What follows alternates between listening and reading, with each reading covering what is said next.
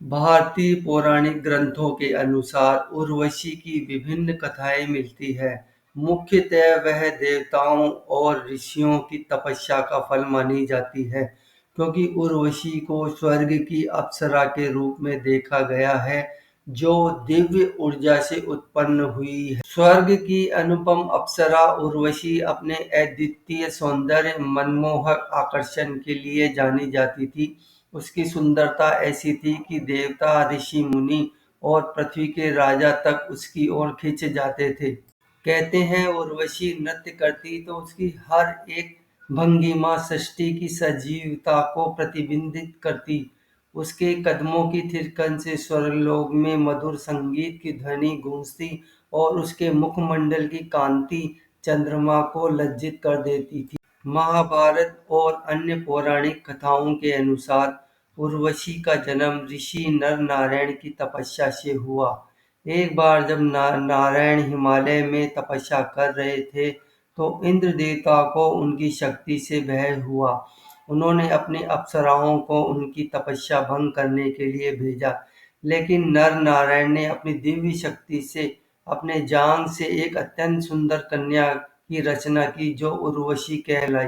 कहते हैं उर्वशी का जन्म देवताओं और ऋषियों की तपस्या का फल था। ब्रह्मा के श्राप से जन्मी वह स्वर्ग लोक की शोभा बन गई। उसकी आंखें जैसे सजीव नदियां थीं, जिनमें प्रेम और संवेदनाओं का अथाह सागर बहता था। उसकी जटिल वाणी में पुष्पों की सुगंध समाहित रहती थी और उसकी मुस्कान में मानो वसंत का स्पर्श छिपा हो।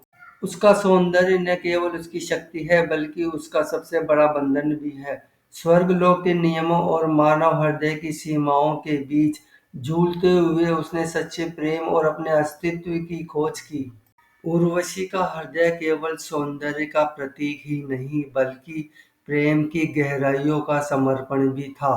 कहते हैं एक बार पृथ्वी के महान राजा पुरूरवा ने उसे स्वर्ग में देखा। उसकी नजरें जैसे ही उर्वशी से मिली, वे एक दूसरे के प्रेम में बंध गए।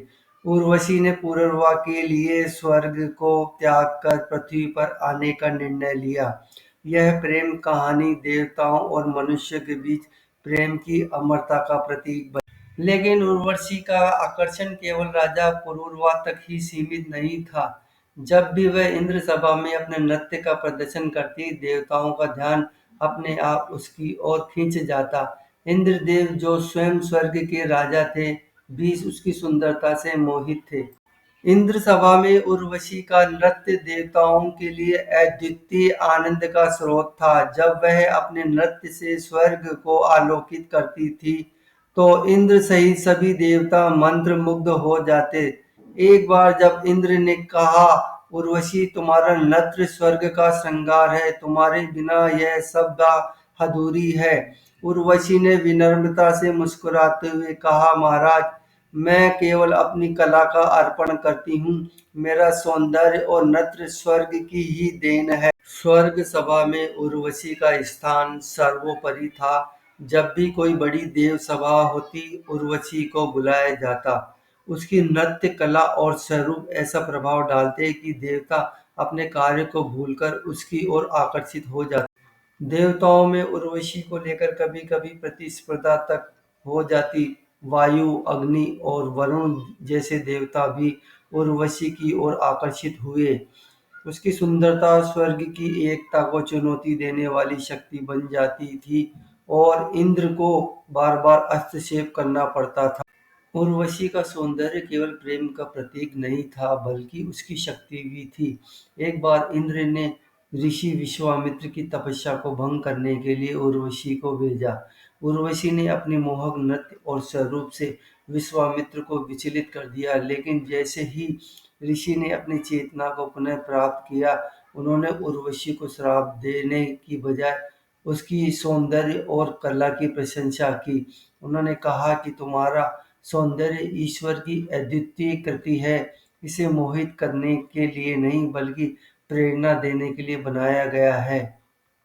महाभारत की कथा में जब अर्जुन स्वर्ग लोक में पहुंचे, तो उन्होंने उर्वशी को देखा। उर्वशी उनसे प्रभावित हो गई।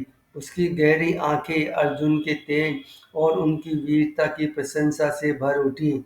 उन्हें अपने प्रेम में लुभाने का प्रयास किया और उसने अर्जुन को अपने प्रेम का प्रस्ताव दिया, लेकिन अर्जुन ने उसे विनम्रता से अस्वीकार कर दिया। अर्जुन ने कहा, तुम मेरे लिए माँ समान हो, मैं तुम्हारी सुंदरता और कला का आदर करता हूँ, लेकिन मैं तुम्हारे प्रेम को स्वीकार नहीं कर सकता। पहली बार था जब उर्वशी का सौंदर्य किसी को मोहित करने में विफल रहा। यह घटना उर्वशी के लिए एक नया अनुभव था। उसने पहली बार महसूस किया कि उसका सौंदर्य हर किसी के लिए नहीं बल्कि केवल सच्चे प्रेम के मायने रखता है। उर्वशी के जीवन में संघर्ष उसकी सबसे बड़ी सच्चाई थी। स्वर्ग के बंधनों और प्रेम की स्वतंत्रता के बीच वह हमेशा एक पुल की तरह झूलती रही। वह जानती थी कि उसका सौंदर्य न केवल उसकी पहचान है, बल्कि उसका सबसे बड़ा बंधन भी है।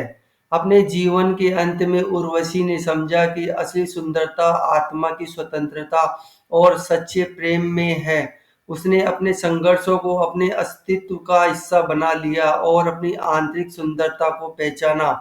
उसकी कथा आज भी यह संदेश देती है कि सौंदर्य केवल बाहरी नहीं बल्कि आत्मा की गहराई में उपजा हुआ होता है।